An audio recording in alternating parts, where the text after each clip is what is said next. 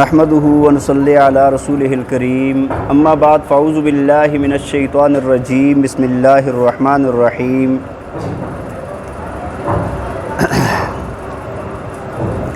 یا ایہا الذین آمنوا ارکعوا واسجدوا واعبدوا ربکم وافعلوا الخیر لعلکم تفلحون۔ صدق اللہ العظیم۔ توجہ فرمائیں، سورہ حج 17واں پارہ آیت نمبر 77۔ اللہ رب ذوالجلال فرماتے ہیں یا ایھا الذین آمنوا ارکعوا، فرمایا اے ایمان والو تم اللہ کے سامنے رکوع کرو، واسجدوا اور سجدہ کرو، واعبدوا ربکم اور تم اپنے رب کی عبادت کرو، وافعلوا الخیر لعلکم تفلحون اور بھلائی کے کام کرو تاکہ تم کامیاب ہو جاؤ۔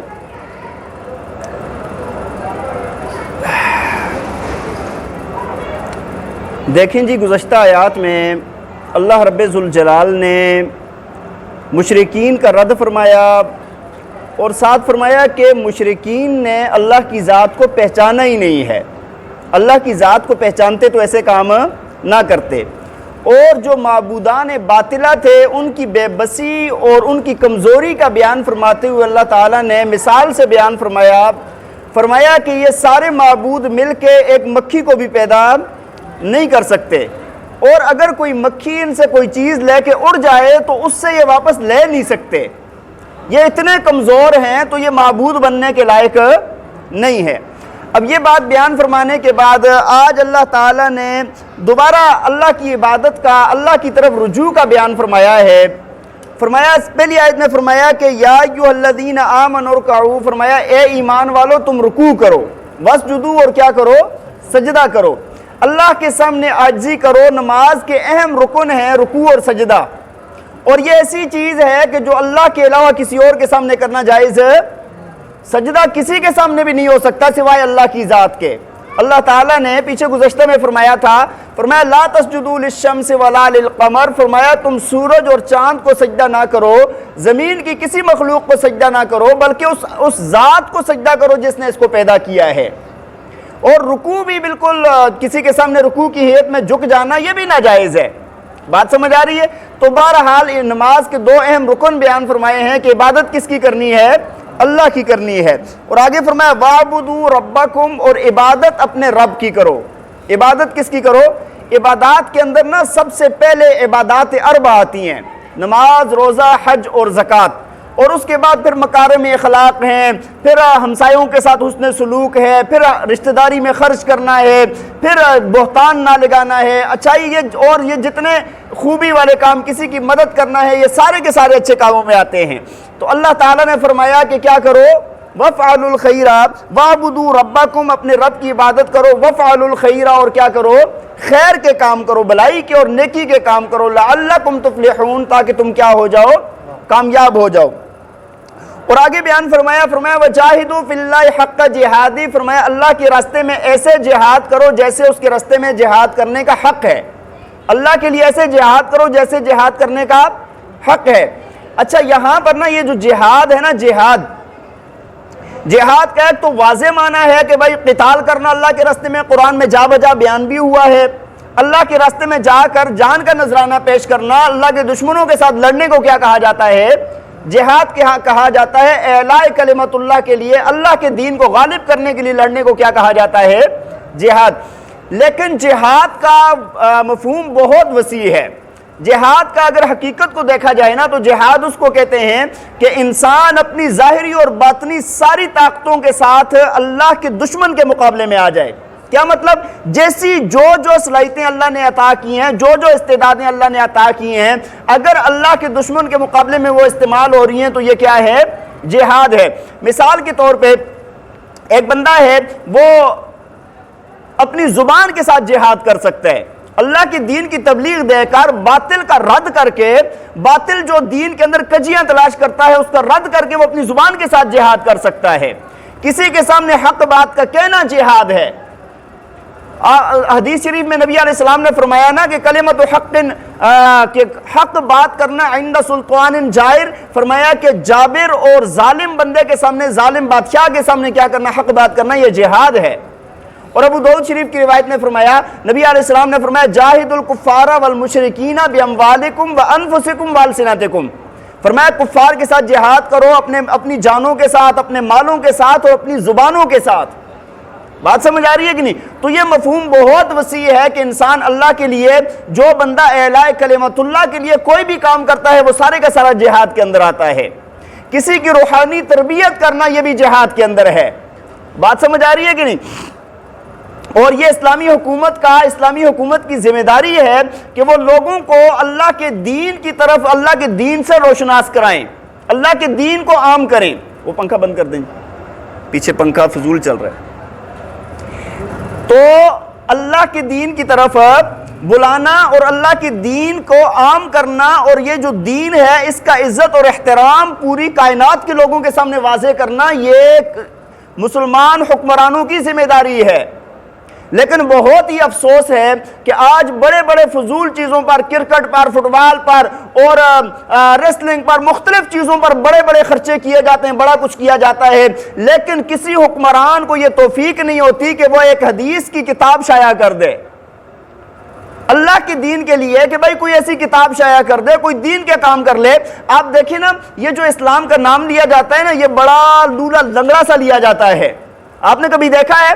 آپ دیکھیں نا، مغرب کی جب تعریف کرنی ہوتی ہے، جب ان کی تعریف کرنی ہوتی ہے، کتنا یہ خود اعتمادی کے ساتھ تعریف کر رہے ہوتے ہیں، لیکن جب اللہ اور اللہ کے رسول کی بات آ جاتی ہے، جب دین کی بات آ جاتی ہے، تو بڑی لولی لنگڑی زبانیں ہوتی ہیں ان کی۔ تو بھائی اپنے دین کے غلبے کے لیے مسلمان حکمرانوں کا بولنا اور اس کے لیے کوشش کرنا، سعی کرنا اور لوگوں کے اندر علم کو عام کرنا، یہ اسلامی حکومت کی ذمہ داری ہے۔ آج بھی ہمارے ملک کے اندر 70% لوگوں کے اندر جہالت ہے، اور جہالت پھیلی ہوئی ہے، اور جہالت کو دور کرنا یہ اسلامی حکمرانوں کی ذمہ داری ہے، تعلیم کو عام کرنا ان کی ذمہ داری ہے، لیکن آج نہیں کیا جا رہا۔ تو بات یہ عرض کر رہا تھا کہ یہ سارے کے سارے کام کس کے اندر آتے ہیں؟ جہاد کے اندر آتے ہیں۔ تو اللہ تعالیٰ نے فرمایا وَجَاهِدُوا فِي اللَّهِ حَقَّ جِهَادِ، فرمایا تم جہاد کرو اللہ کے لیے ایسے جیسے اس کے راستے میں جہاد کرنے کا حق ہے۔ فرمایا هُوَ اجْتَبَاكُمْ، تمہارا کیا بات ہے، اللہ نے تمہیں کتنا مقام دیا ہے۔ هُوَ اجْتَبَاكُمْ، اللہ نے تمہیں منتخب کیا ہے، اللہ نے تم عام نہیں ہو، اللہ تعالیٰ نے تمہیں امت محمدیہ میں پیدا کر کے تمہیں خاص مقام عطا فرمایا، اللہ کا انتخاب ہو تم۔ اور فرمایا وَمَا جَعَلَ عَلَيْكُمْ فِي الدِّينِ مِنْ حَرَجٍ، اور فرمایا اللہ نے تمہارے لیے دین کے اندر کوئی تنگی اور تکلیف نہیں رکھی، کوئی مشکل نہیں رکھی اللہ نے تمہارے لیے۔ آپ دیکھیں نا ہمارے دین کے اندر کتنی آسانیاں ہیں۔ موسیٰ علیہ السلام کے دین کے اندر کیا تھا کہ کل مال کا 1/4 حصہ زکوٰۃ میں دیا جاتا تھا، اور ہمارا 40واں حصہ، کتنی آسانی کر دی ہے، وہ بھی لوگ دینے کے لیے تیار ہے۔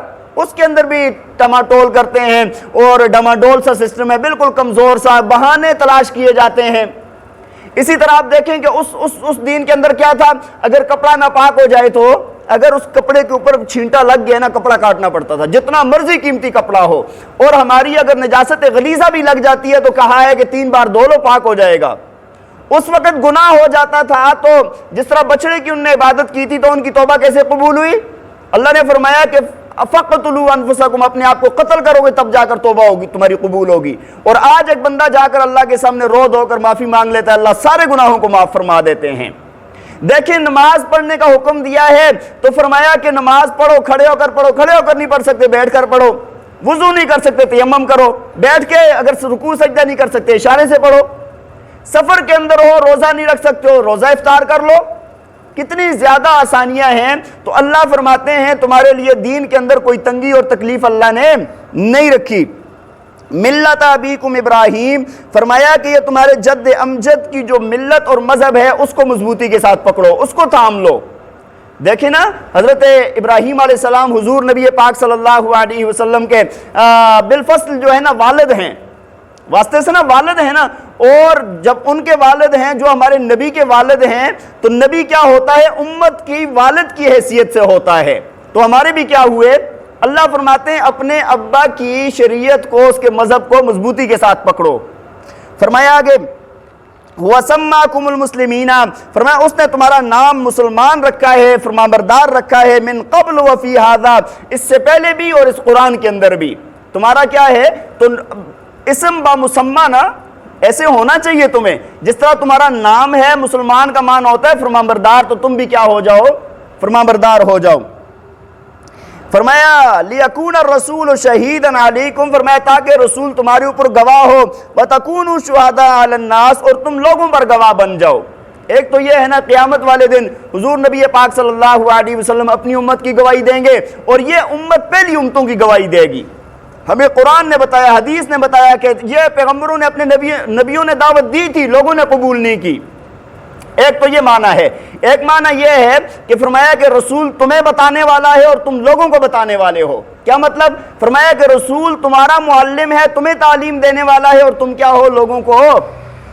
شاہ عبد القادر رحمہ اللہ تعالی علیہ نے اس کا یہ ترجمہ کیا ہے، فرمایا کہ تم لوگوں کے لیے معلم ہو، اللہ کے نبی نے تمہیں یہ کتاب سکھائی، قرآن سکھائی، حدیث سکھائی، اور تمہارا کام کیا ہے، لوگوں کو سکھانا۔